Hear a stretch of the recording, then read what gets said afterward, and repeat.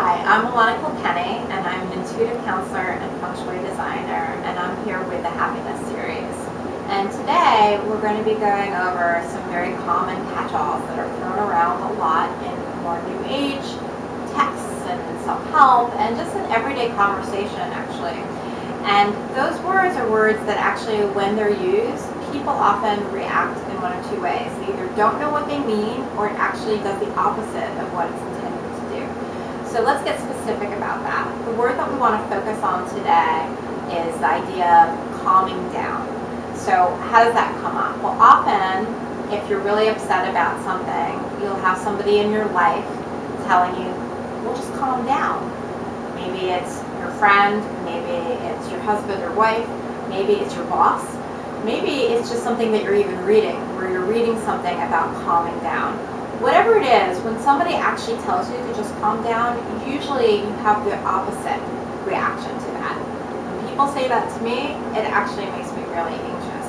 I've actually talked to a lot of friends when their partner says that to them, they actually not only get anxious, it actually makes them want to slap the person who said it, because it actually creates this whole reaction, this whole unconscious reaction in them around that.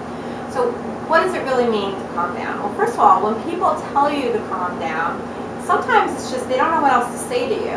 You're anxious, or you're upset about something, or you're going in circles about something, and they're maybe getting anxious. Maybe it's something they don't know how to deal with or don't want to deal with. So, and maybe they see even it in a bigger illuminating light. So to them, maybe it's just as simple as, well, just calm down. To you, who's hearing that, it actually has a whole different feeling. It actually, unconsciously, all these things are probably going through your emotions, which is, if I could calm down, then I would be calm.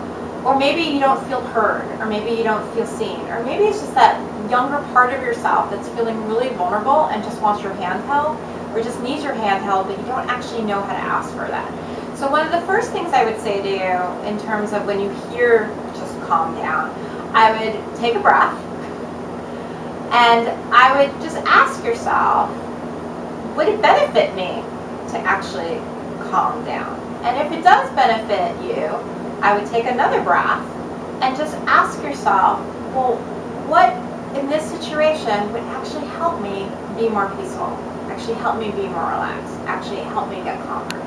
Now, if you're in a situation where it's someone else saying it to you, for instance, you're not reading a book, or you're not hearing this as something written, you're already in reaction to the other person. So have empathy for the person who's saying it. They probably don't really know how to help you, and it's probably just something that they're used to saying. Okay, so curb that impulse to kind of get more anxious or angry at the person. And actually maybe do a little reflection, because maybe you actually didn't even know that your energy felt anxious, or felt, again, like kind of a gerbil going around in circles on something that you're masticating on and thinking about. So maybe all you really need in that moment first is actually to take a breath. Now, that sounds like a really simple thing that I'm saying to you, but I can't tell you in sessions and in conversation how often taking a breath is something that people will not do. And the reason is this. One, because it seems so simple that it's actually not going to help. Number two, we're actually so used to not breathing deeply that it actually can feel uncomfortable initially.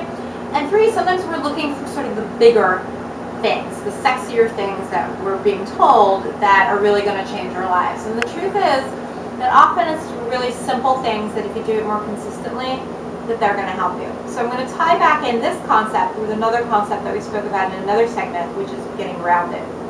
Okay? So when you breathe, again, it actually just changes your physiology. It's one of the fastest things to change your physiology. You don't need to read books about how to breathe right. You just need to take a deep breath. And if as you're taking a deep breath, you're finding yourself still being really racy even in your breath, like going too fast, slow it down. Just like I just slowed down just now. Slow it down and take another breath. And then ask again. Get a little bit in touch with the inner knowing. What is it that I'm so anxious about? The answer might just surprise you. It might be the thing that's up for you right now that you're really aware of, or it might be something underneath. As an example, you're at work. You're really anxious. You're on deadline. All these things are happening, okay? Your boss tells you, just calm down, okay? Well, take a breath. And maybe you realize, oh, you know what? I don't actually have a clear delineated sense of what I'm supposed to do right now, and that's making me anxious. So maybe there's some questions that you need to ask to get clearer about that. Or maybe it's, wow, my desk is actually a complete mess, and every time I turn to do something, I'm bumping into something or can't find what I need. Maybe you need to take 10 minutes just to organize yourself first, and that will calm you down. Maybe it has nothing to do with the thing that you're doing at that moment at work. Maybe it's, oh, I had a fight with my boyfriend or my husband in the morning. Maybe I actually need to just get in touch with I'm sorry. And maybe you need to send that quick text or email saying I'm sorry. Maybe that actually calms you down.